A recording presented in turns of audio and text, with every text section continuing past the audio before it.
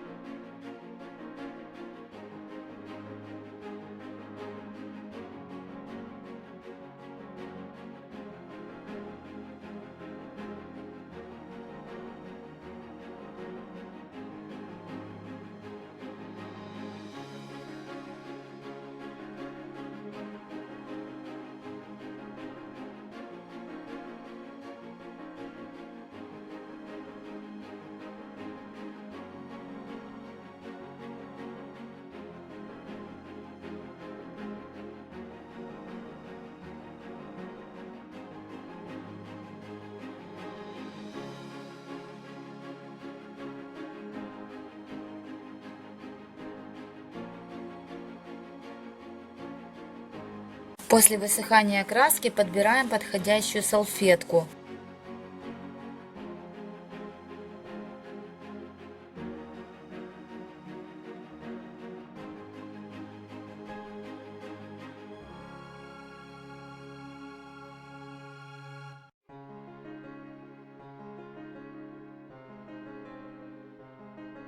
Мотив приклеиваем, можно использовать декупажный клей или клей ПВА, разбавленный водой в пропорциях 1 к 1. Для приклеивания салфетки я применяю обычный строительный акриловый лак.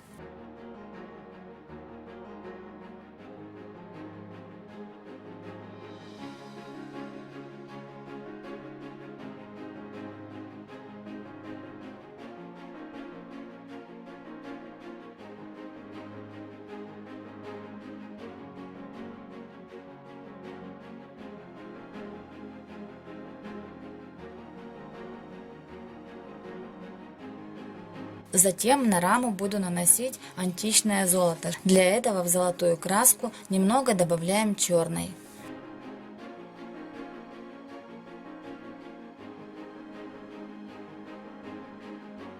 Так как работа у нас винтажная, то золото наносим поверхностно, так, чтобы в углублениях остался коричневый цвет основы. Конечно же, если вам винтаж не по душе, то этого делать не нужно. Можно просто оставить раму в первоначальном коричневом цвете, либо сразу плотным слоем окрасьте ее золотой краской или какой-то другой на ваш выбор.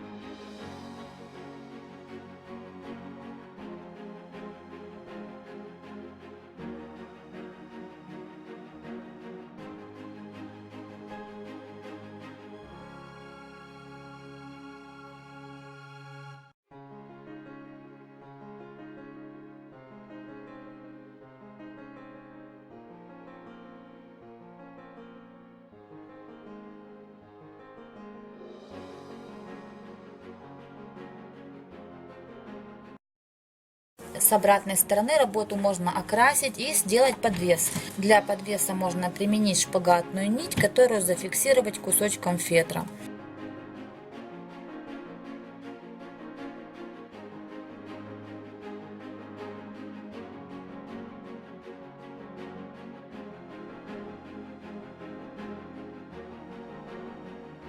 И в завершении покрываем работу акриловым лаком. В состаренных работах лучше использовать матовый или полуглянцевый лак.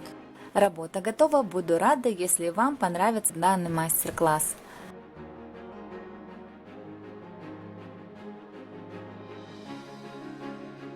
Далее для примера я покажу вам несколько моих работ, сделанных в такой технике.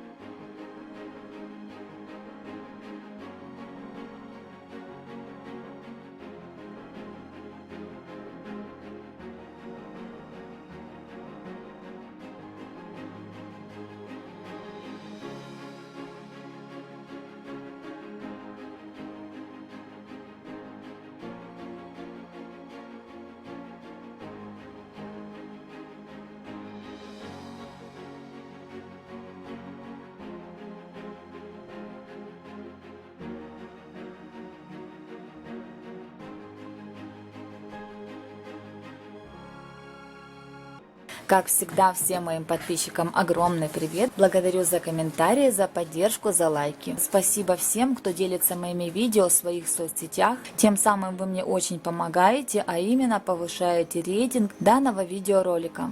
Гости канала, если вам нравится ручное творчество и мои мастер-классы, не забывайте подписываться и нажимать на колокольчик. Всем моим зрителям желаю творческого вдохновения и всего самого-самого волшебно-прекрасного. До новых встреч!